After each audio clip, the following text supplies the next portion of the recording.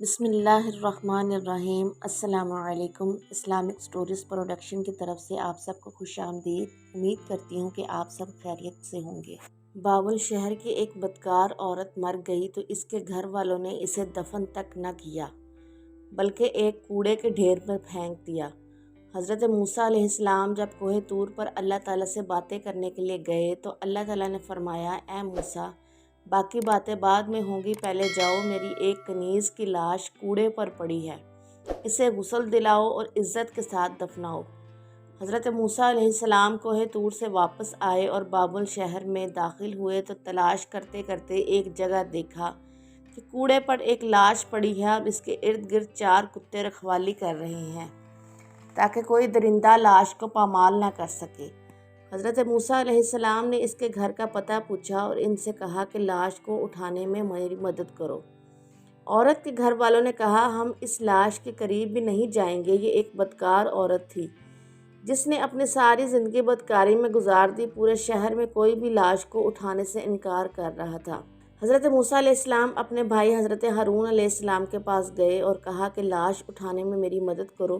دونوں نبیوں نے لاش کو اٹھایا اور پھر جب غسل دینے کی باری آئی تو شہر کی کوئی عورت بھی اس کو غسل دینے کے لیے تیار نہیں تھی۔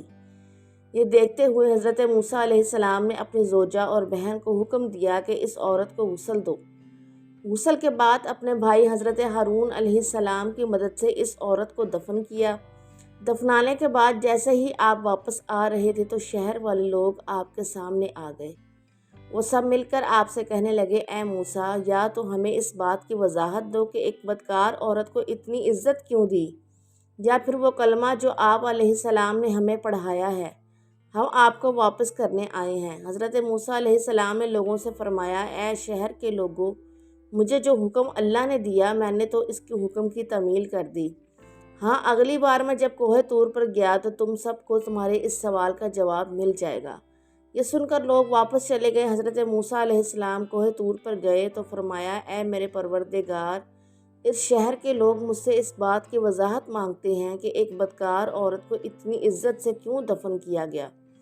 اللہ نے فرمایا، اے موسیٰ، یہ عورت واقعی بدکار تھی اور اس کی ساری زندگی بدکاری میں گزر گئی، مگر ایک دفعہ یہ ایک ایسی جگہ سے گزر رہی تھی جہاں پر ایک کتا پیاس کی شدت سے مر رہا تھا۔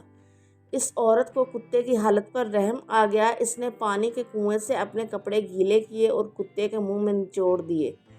پیاسے کتے کے منہ میں جب پانی آیا تو اس کے تڑپتے ہوئے جسم میں جان آ گئی۔ مجھے عورت کی یہ رحم دلی پسند آ گئی اور میں نے اس کے سارے گناہ معاف کر دیے، اور میں نے موت کے فرشتے کو حکم دیا کہ اس کی روح قبض کر ڈالو تاکہ یہ آئندہ بدکاری نہ کر سکے۔ میں امید کرتی ہوں کہ ویڈیو آپ کو سب کو پسند آئی ہوگی۔ ویڈیو پسند آ جائے تو لائک اور شیئر ضرور کر دیجیے گا، اور آنے والی ویڈیوز کے لیے ہمارے چینل کو سبسکرائب کر دیں اور ساتھ موجود بیل آئیکن کے بٹن کو ضرور دبا دیں تاکہ ہماری ہر آنے والی ویڈیو سب سے پہلے آپ تک پہنچے۔ اللہ تعالیٰ آپ کا حامی و ناصر ہو۔